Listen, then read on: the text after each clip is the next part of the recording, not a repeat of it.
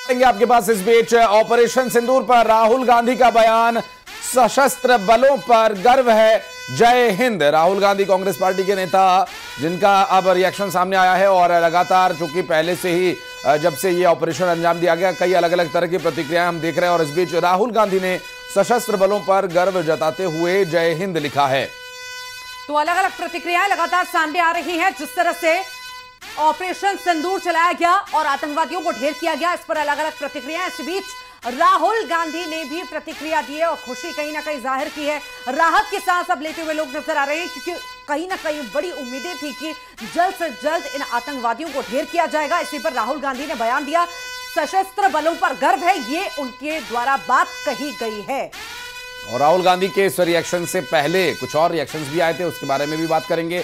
मसलन अगर लालू यादव की बात करें तो उन्होंने भी कुछ इसी तरह का एक पोस्ट किया था और राहुल गांधी का भी ये पोस्ट आया। तो पूरा विपक्ष भी सरकार के साथ है, एकजुट है। जगदलपुर चलेंगे, हमारे सहयोगी श्रीनिवास नायडू इस वक्त हमारे साथ मौजूद हैं। श्रीनिवास, अब पॉलिटिकल रिएक्शंस भी आने लगे हैं, लोगों की प्रतिक्रिया और पॉलिटिकल रिएक्शन सभी को देखें तो सभी का जो सार निकल रहा है वो ये कि भारतीय सेना पर सभी को गर्व है और इस ऑपरेशन से काफी हद तक संतुष्टि मिली है।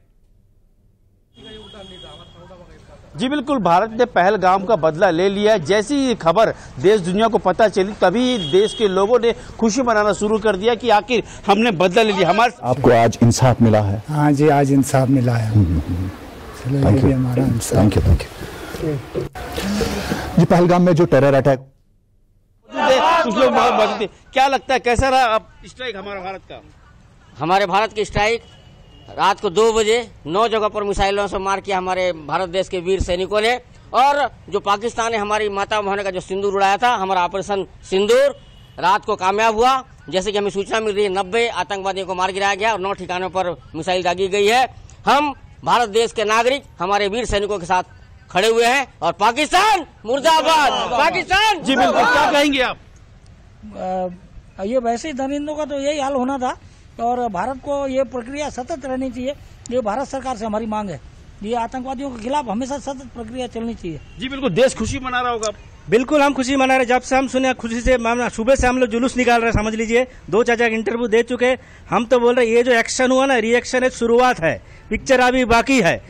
हमारे देश में ऐसा बहुत सारे लोग हैं, उनके साथ भी ऐसा होना चाहिए, मैं तो कहूँगा। बिल्कुल, पिक्चर अभी बाकी, क्या कहेंगे? पिक्चर अभी बाकी है और यहाँ के आतंकवादी, भारत के आतंकवादी को पहले खत्म करना चाहिए। और जो ऑपरेशन सिंदूर है सक्सेस रहा और 9 जगह एयर स्ट्राइक हुआ।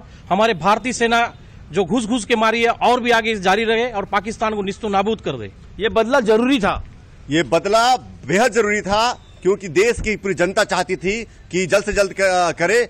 लोग इंतजार कर रहे थे। हालांकि 15 दिन बाद जिस हिसाब से 9 ठिकानों पर आतंकवादियों ने हमला किया है, इससे ये पूर्ण विश्वास हो गया जनता को कि अब आतंकवाद की पूरी जो इनकी पूरी जन्मजात है ना, इनकी पूरी खानदान को खत्म करने का समय आ गया है। पाकिस्तान अब थर्रा रहा है। पाकिस्तान की जो आर्मी है वो बैकफुट में चली गई है। पाकिस्तान की धरती कांप चुकी है हिंदुस्तान की फौज पर और हमारी देश की सरकार पर।